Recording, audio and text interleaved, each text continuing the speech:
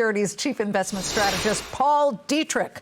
Paul, listen, I really believe in this AI movement because it is an industrial revolution. But we all know that these types of movements have fits and starts. What's going to happen here? What's your best guess? Well, I mean, it's going to change the world. There's no question about it. Just like the internet did, just like the electricity did, just like railroads did, it's going to change the world. The problem is the investors have to ask, what is it worth right now? And is it overvalued right now? Is it? Yes, it's overvalued, and I'm worried about their earnings coming out this week because one of the things that we're seeing happening, and we've seen this before, is that NVIDIA is loaning money to companies, billions of dollars, for them to buy their chips. That kind of looks like a circular financing, and you're not getting real you're not getting real earnings with that. Okay, but let me play devil's advocate here. What if NVIDIA comes out Wednesday after the bell, and by the way, we will be speaking to Jensen Huang Wednesday night. You'll see the whole interview on the Claman Countdown Thursday. But what if he comes out and says, yeah, revenue growth beat what is expected, which is a 56.4% jump year over year. I mean, $54.9 billion. How is that a bad thing? And doesn't it speak to this massive, insatiable demand for NVIDIA chips? Yes, and I believe that they are going to exceed. But if you go back to the dot-com bubble in 2001 and 2002, you had companies like Microsoft and Apple and Amazon that were all making lots of money. But when the time came and we had the drop, Microsoft was down 68%, Apple was down 72%, and Amazon was down like 93%. So you could see NVIDIA drop substantially and still be making a lot of money, just like those companies. For our viewers who maybe just haven't watched Business News today, we mentioned Peter Thiel, a big Silicon Valley venture capitalist. He sold his entire stake of NVIDIA.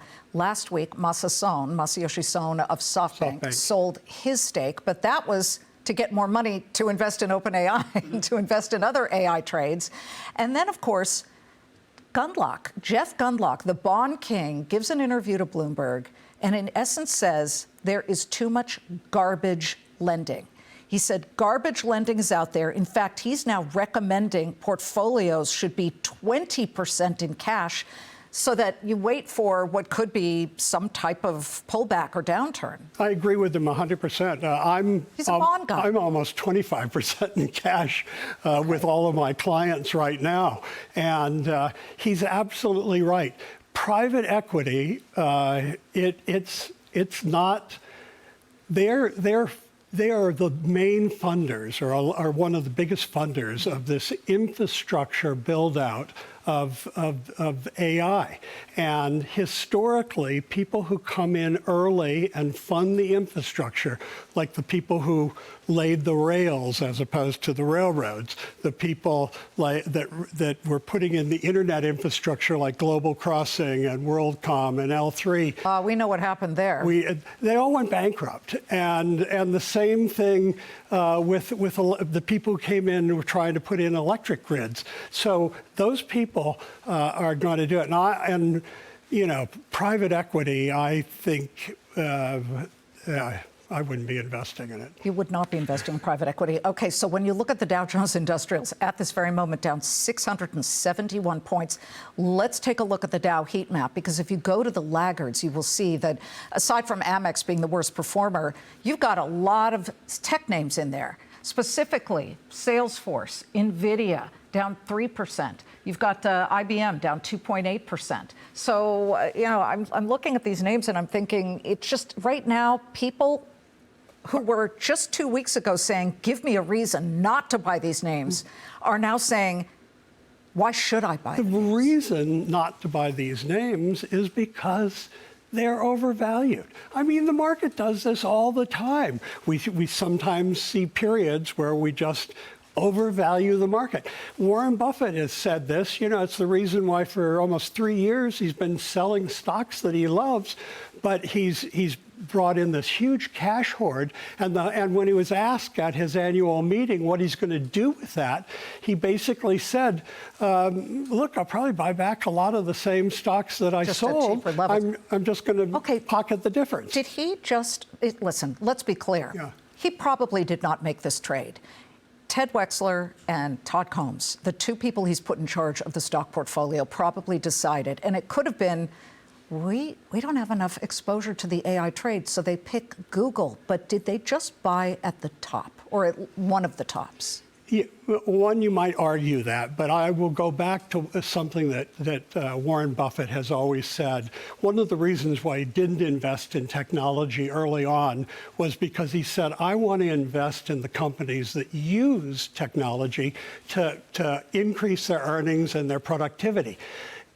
Google has what they, I mean, among the big AI companies, they seem to be working very, very hard at developing things in healthcare and apps and software out of AI that is really going to help industry. And most people think they're ahead of everybody else. And their forward PE 26. It's not like Tesla, which is absolutely triple-digit forward PE. It's just a little problematic.